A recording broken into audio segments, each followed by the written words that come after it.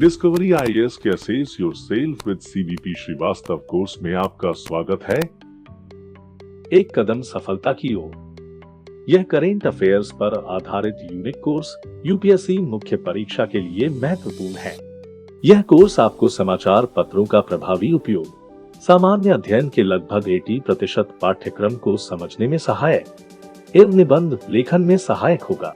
इस कोर्स में प्रत्येक सप्ताह 12 टॉपिक पर चर्चा करेंगे और प्रत्येक रविवार एक कक्षा होगी।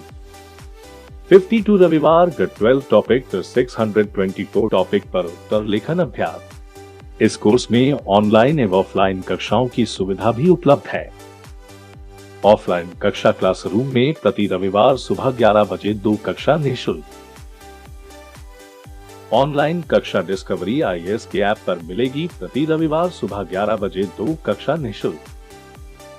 इस पूरे कोर्स का 1 साल का फीस 17,000 रुपए है, लेकिन अभी 20% की छूट पर 13,600 रुपए में उपलब्ध है। अधिक जानकारी के लिए संपर्क करें 9313058532 और डाउनलोड करें डिस्कवरी आईएएस के ऐप को। पहला प्रश्न हमारे सामने है कि good governance is nothing but a concept of making the state accountable and people oriented. What are the challenges before India to ensure good governance? सुशासन और कुछ नहीं बल्कि राज्य को जवाबदेह और जनोन्मुखी बनाने की अवधारणा है। सुशासन सुनिश्चित करने के लिए भारत के सामने क्या चुनौतियां हैं? जो हमारा फॉर्मेट है आंसर का वह है कि सुशासन की परिभाषा देनी है आपको, सुशासन में जवाबदेही की क्या भूमिका है यह बताना है, जनोन्मुख बनाने का अर्थ क्या होता है, सुशासन की स्थिति क्या है और प्रमुख चुनौतियां कौन सी हैं। जो आर्टिकल है इसमें वह गुड गवर्नेंस इंडेक्स जो भारत सरकार ने अभी रिलीज किया था उसके ऊपर अनुच्छेद ये आर्टिकल है। इसमें लिखा है good governance index 2021 launched on good governance day that is 25 December 2021 by union minister. 20 states have improved their composite GGI scores in 2021. Gujarat topped the composite ranking in 58 indicator index followed by Maharashtra and Goa. ये हमारे prelims के लिए प्रश्न बन सकता है कि good governance index में पहला राज्य है गुजरात, इसके बाद दूसरा है महाराष्ट्र और तीसरा है Goa. Uttar Pradesh registers 8.9% improvement in GGI indicators in the period 2019 to 21. Jammu and Kashmir registers 3.7% improvement in GGI indicators. Delhi tops the Union Territories category composite ranking. ये हमारे प्रीलिम्स के लिए प्रश्न बन सकता है। यूटीज में दिल्ली और स्टेट्स में गुजरात, महाराष्ट्र और गोवा, ये तीन हैं जो इसमें टॉप रैंकिंग है।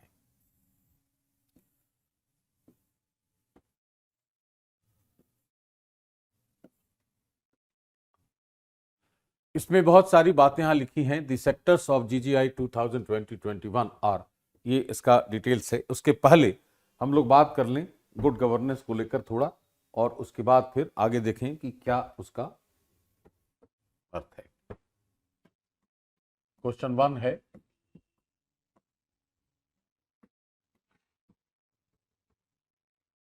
गुड गवर्नेंस या सुशासन। भारत की जो नवी योजना थी 9th 5-year प्लान की मध्यावधि समीक्षा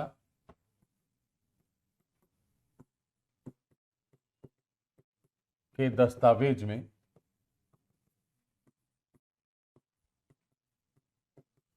परिभाषित है। यह थी 1992 से 97 के पीरियड के लिए, और यह बता रहा है कि भारत की सरकार ने इस दस्तावेज में यह कहा है कि जो सुशासन है उसमें 2 अवयव हैं।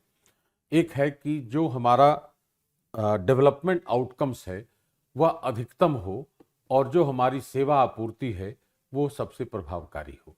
तो सुशासन के 2 अवयवों की पहचान की गई है इसके तहत।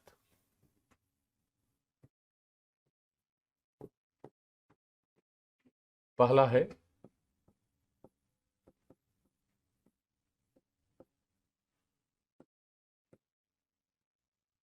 कैसे लिखेंगे, विकास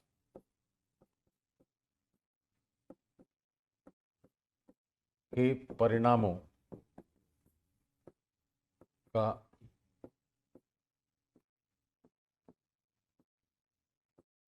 की अधिकतम संख्या है, मैक्सिमाइजिंग डेवलपमेंट आउटकम्स, और दूसरा है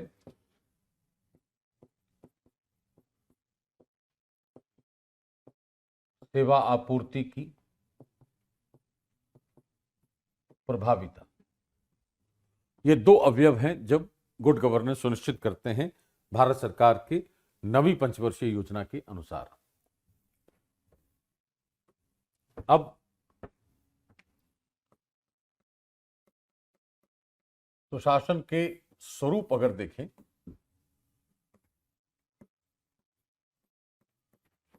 तो तीन है। पहला है राजनीतिक, दूसरा है नागरिक या सिविक, और तीसरा है आर्थिक। Political governance, civic governance and economic governance. Political governance में एक तो हो जाएगा रूल ऑफ लॉ, विधि का शासन, दूसरा है अकाउंटेबिलिटी, और तीसरा है सेपरेशन ऑफ पावर्स।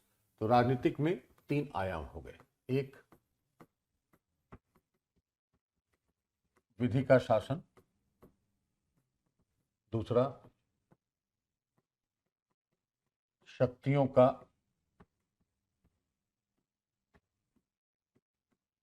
पृथक्कीकरण, और तीसरा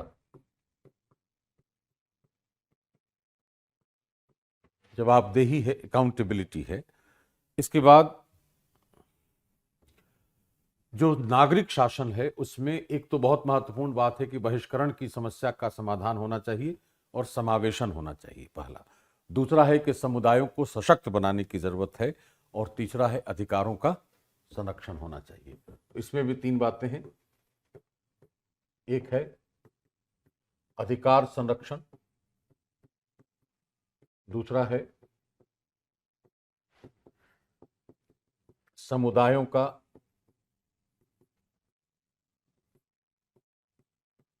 सशक्तिकरण है, और तीसरा है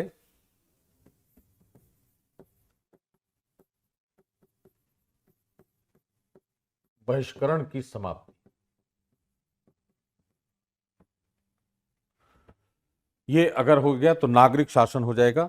इसके बाद है कि जो आर्थिक शासन है वह, इसमें भी तीन बातें हैं। पहला है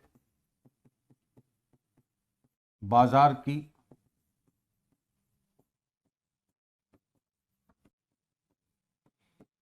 विफलताओं से बचाव, दूसरा है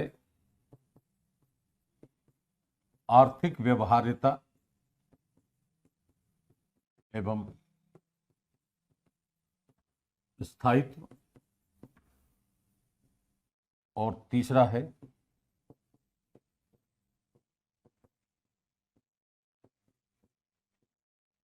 धारणीय विकास। ये काम कर दिए जाएं तो कहा जाएगा कि सुशासन आ गया है या सुशासन की स्थिति ऐसी है। अब एक बात आ रही है कि सुशासन की जो संकल्पना थी वह विश्व बैंक ने 1989 में सबसे पहले रखी थी, जब यह कहा था कि सब सहारन अफ्रीका पर एक रिपोर्ट बनाई थी वर्ल्ड बैंक ने, और उसका नाम रखा था कि from crisis to sustainable growth in sub Saharan Africa. फिर 1992 में एक और दस्तावेज लाया वर्ल्ड बैंक ने, और यह कहा गवर्नेंस एंड डेवलपमेंट। इस तरह के दो दस्तावेजों के माध्यम से विश्व बैंक ने विश्व के समक्ष सुशासन की संकल्पना को विकसित किया है।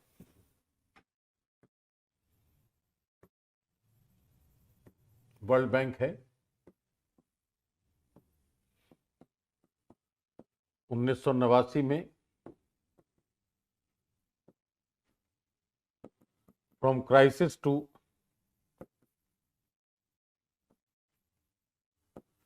Sustainable growth in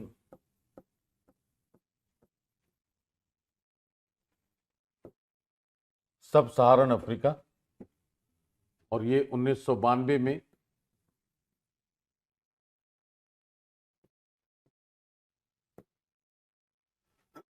governance and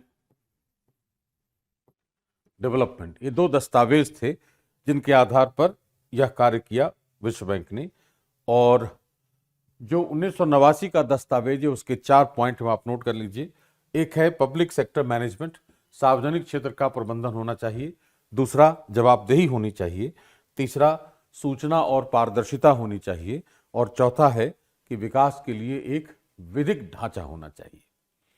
तो सबसे पहली बात है इसमें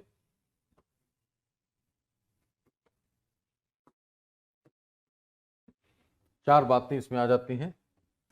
पहला है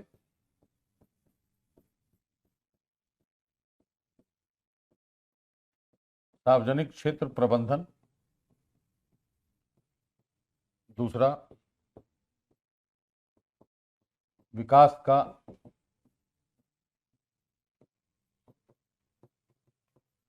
विधिक ढांचा।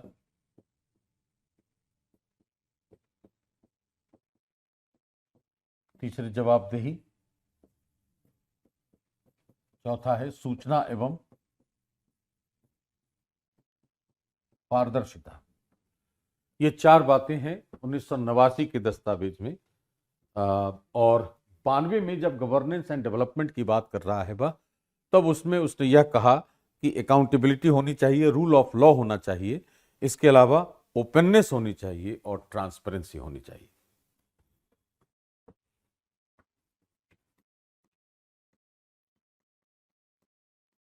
तो शासन के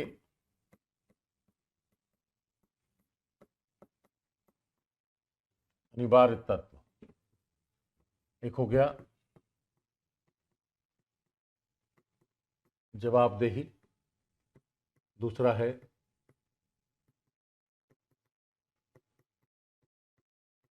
विधि का शासन। तीसरा है खुलापन। और चौथा है पारदर्शिता।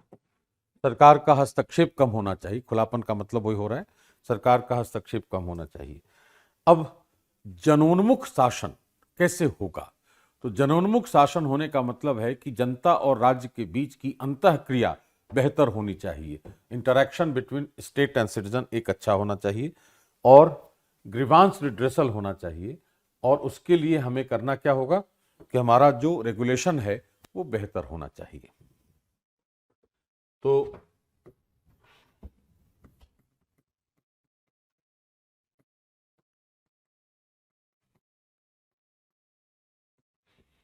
जनोन्मुख शासन का अर्थ क्या है?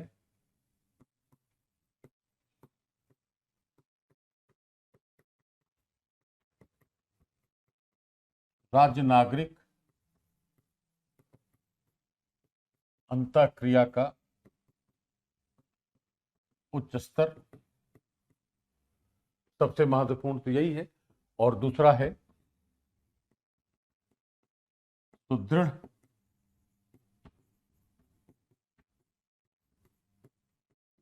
शिकायत निवारण प्रणाली। और प्राप्ति के तरीके क्या होंगे? 2 होंगे। पहला,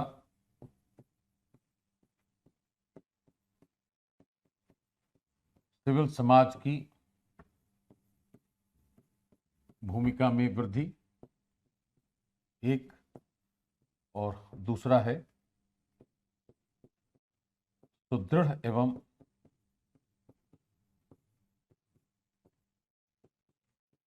प्रभावकारी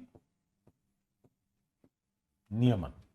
यह कर दिया जाए तो शासन को हम जनोन्मुख बना सकते हैं। इस आधार पर सुशासन एक जनोन्मुख शासन की संकल्पना है और कुछ नहीं है। यही बात यहां सिद्ध हो रही है। अब इसके बाद जो सुशासन सूचकांक है 2021 का, उसके लिए हमारे पास अलग से उसमें लिखने की आवश्यकता नहीं है।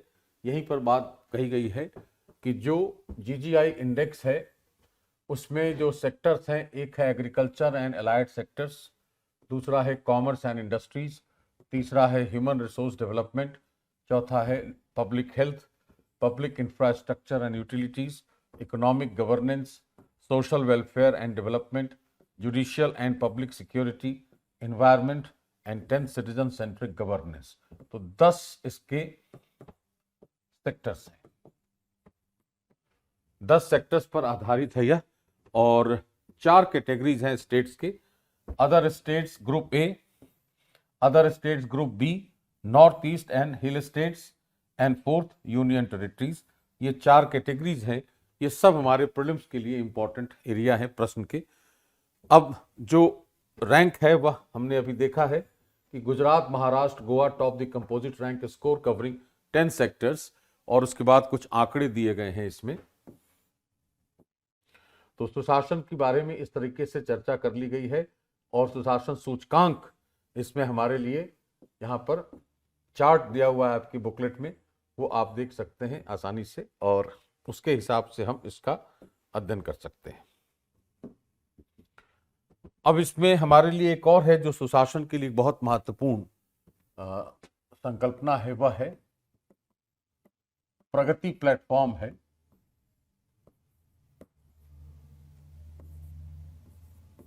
Proactive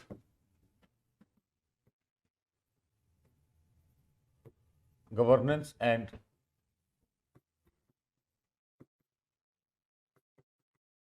timely implementation.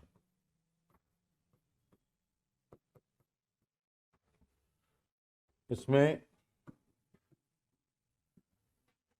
PRA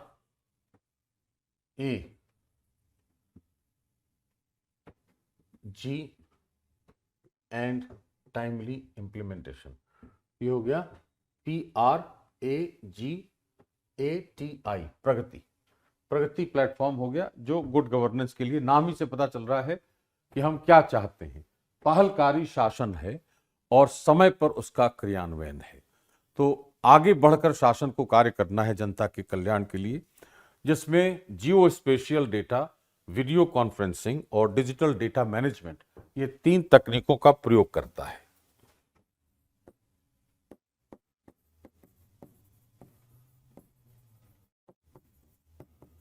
तीन तकनीकी आयाम है इसके। पहला है डिजिटल डेटा मैनेजमेंट,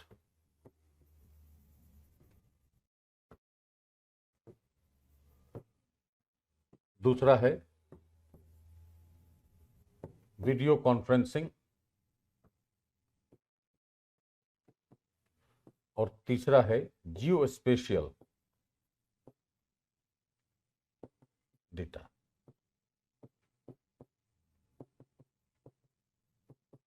भूस्थानिक।